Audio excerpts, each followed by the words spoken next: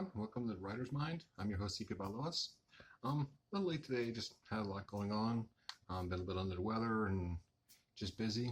So I want to get this in for weekly. One thing I wanted to talk about today is writer's block.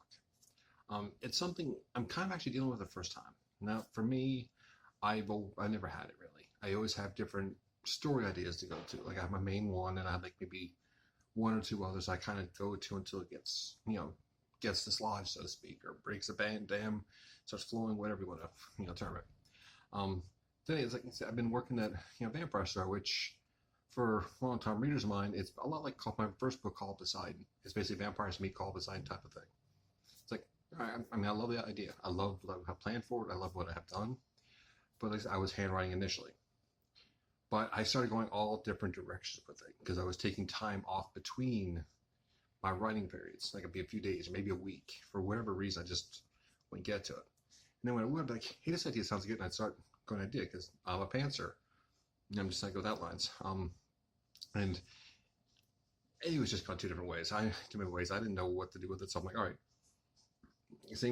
Funny thing, same thing with the Call of Poseidon. I decided to stop it.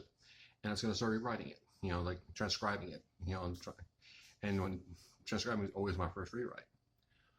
Well, it became a legitimate rewrite because there are times where I rewrite an entire chapter. I would use a single sentence. I'm just like, okay, just retyping the whole thing. But then some things kept creeping up again. Like I couldn't get to it every day.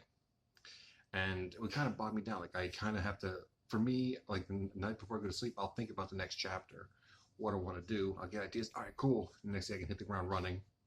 Crank out a chapter, 1,500, 2,500 words. I'm good. Usually for 5 to 10 pages. And that was daily. And then that night, same thing. I think about the next chapter. I wasn't getting a chance to do it this time because I would just be tied up with other things. And then the next day I wouldn't get to it. And then the next day I wouldn't get to that. And so on. Snowballs. Once we break a habit, it's hard to get back onto it, right? And I'm one that I kind of need to do every day. And to combat that, I decided I wanted to start doing bullet point outlines, like, do this, because not a strict outline, but at least a bullet point. But also, I started feeling not burned out, but just kind of caught. I didn't want to rehash the same things, do the same things. So I'm like, okay, I want to take a pause from it. So I'm kind of blocking away. I want to do this stuff, but I can't. But the idea is in here, but I just can't quite get it out. So I put it on pause. And I have a couple others I want to work on. One, again, was a dinosaur sci-fi. One was a dystopian sci-fi with AI. But I also have another one I was thinking of, actually, a sci-fi, like pirate swashbuckling type of adventure. Kind of like Star Wars meets Star Trek, like they say Han Solo meets Deep Space Nine, so to speak. Something along those lines. So I'm kind of playing around with that. That's just an early idea, but these are things like for me that help get me motivated. I can help break through the blockage. If I'm going to do one story, okay, start playing around the other one. See where it goes. Get some work done and another, work in progress. But then it's like, maybe write a couple, anywhere from making a few paragraphs a chapter or two. And all of a sudden, aha, I have an idea. And I go back to the other one and I continue on. That one's always my priority. And that's what I kind of want to do now. Like I said, I think for the vampire one, I'm like, it's back to being more transcribing and rewriting right now. But it's like kind of can't quite get in the flow, because I've been under the weather. And you probably hear the difference in my voice, and if that stuff didn't help you, didn't tell you that. Been very tired as a result. It's hard to just focus even on reading. So reading my handwriting and then typing it up, it's an adventure.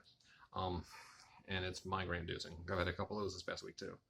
So I'm like, okay, maybe just play with different ideas, just to get the love back by the story, get that feel back, And so it's like, and it's one thing I like to do, just different projects, just even writing, even if it's a grocery list, something like that, just actually getting in the habit of writing something or thinking of something like that often helps me break through and help me get the juices flowing, gives my muse a swift kick to get it in gear.